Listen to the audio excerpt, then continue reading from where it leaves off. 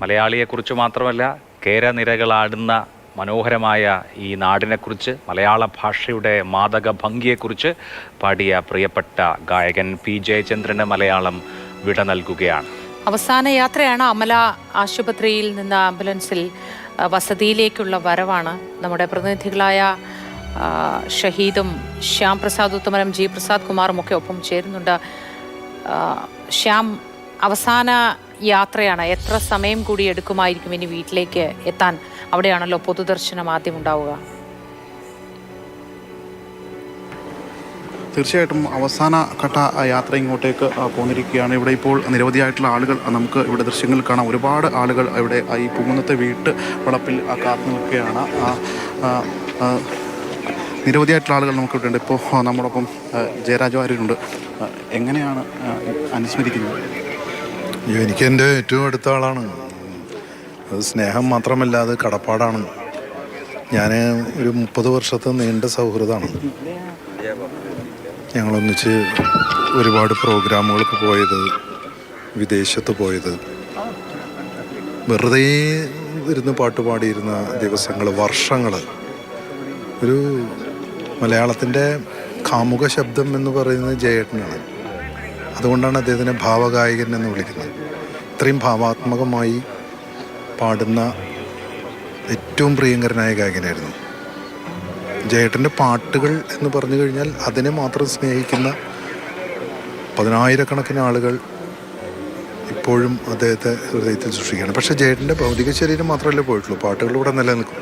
നമ്മൾ ഫോണെടുത്ത് വെറുതെ തൊട്ടാൽ പാട്ടുകൾ വരും. പിന്നെന്താ വെച്ചാൽ ജയേട്ടനെ സംബന്ധിച്ചിടത്തോളം അദ്ദേഹത്തിൻ്റെ ഓരോ പാട്ടുകളുടെയും പ്രത്യേകത, അദ്ദേഹം ആലപിച്ച ഗാനങ്ങളുടെ മലയാള ഭാഷയുടെ ആ ഭാഷയുടെ അർത്ഥം മനസ്സിലാക്കി അതിനെ അതിമനോഹരമായി റെൻഡർ ചെയ്യുന്ന ഗായകനാണ്. അതുകൊണ്ട് തന്നെയാണ് ജയേട്ടനെ പോലെ പാടുന്നവർ പിന്നെ ഇല്ലാത്തത്. ജയേട്ടനെ ആർക്കും ഇമിറ്റേറ്റ് ചെയ്യാൻ പറ്റുന്ന ഒരു ഗായകനല്ല. ഒരു അനനുകരണീയനായ ആളാണ്. ആർക്കും അദ്ദേഹത്തെ അനുകരിക്കാൻ പറ്റില്ല. ഈ ഒരേ സമയം 60-കാരനും ഈ 18-കാരനും ഒക്കെ അദ്ദേഹത്തിൻ്റെ ശബ്ദം കൊടുക്കാമെന്ന് പറയുന്നത് തീർച്ചയായിട്ടും. അതായത് എനിക്ക് തോന്നുന്നു തിക്കുറിശ് സാറ് മുതൽ ഏറ്റവും ലേറ്റസ്റ്റ് ആയിട്ടുള്ള നായകന് വരെ പാടിയിട്ടുണ്ട്. അതായത് അത്രയും ഭാവാത്മകതയാണ്. ദേവരാജ് മാസ്റ്റർ ഒരിക്കൽ പറഞ്ഞതെന്ന് വെച്ചാൽ, ഭാവാത്മകമായി പാടുന്ന ജയേട്ടൻ്റെ ശബ്ദത്തിനകത്ത് തന്നെ, വോയിസിനകത്ത് തന്നെ എക്സ്പ്രഷൻ ഉണ്ടെന്നാണ് പറയണേ. അത് പറഞ്ഞു കൊടുത്താൽ അത് കൃത്യമായിട്ട് അതുപോലെ വരും എന്നാണ് ദേവരാജ് മാസ്റ്റർ അദ്ദേഹത്തിൻ്റെ ഗുരുനാഥൻ പറഞ്ഞത്. രാമനാഥൻ മാസ്റ്റർ അദ്ദേഹത്തെ ഓർക്കാതിരിക്കാൻ വയ്യ, അദ്ദേഹമാണ് കണ്ടെത്തിയത് ഇദ്ദേഹത്തിന്. ജയേട്ടൻ താളത്തിൻ്റെ ആളാണ് ബേസിക്കലി. അദ്ദേഹം അതിമനോഹരമായി മൃദംഗം വായിക്കും, അതിഗംഭീരമായി ചെണ്ടയും വായിക്കും. ആ ഒരു താളം അദ്ദേഹത്തിൻ്റെ ജീവിതത്തിലുടനീളം ഉണ്ടായിരുന്നു. ആ താളബോധമാണ് അദ്ദേഹത്തിലെ ഗായകനെ സൃഷ്ടിച്ചതെന്ന് പറയാം. അസാമാന്യ താളബോധമാണ്. ഈ അടുത്ത കാലത്തും ചെണ്ടയൊക്കെ വായിച്ചു, തീരെ പ്രാക്ടീസ് ഇല്ലാതെ. അപ്പോൾ ആ ഒരു താളം, അസാമാന്യമായ താളബോധവും അസാമാന്യമായ റൊമാൻറ്റിക് വോയിസുമാണ്. അതാണ് ജയേട്ടൻ. അതൊരു നിലാവാണ്.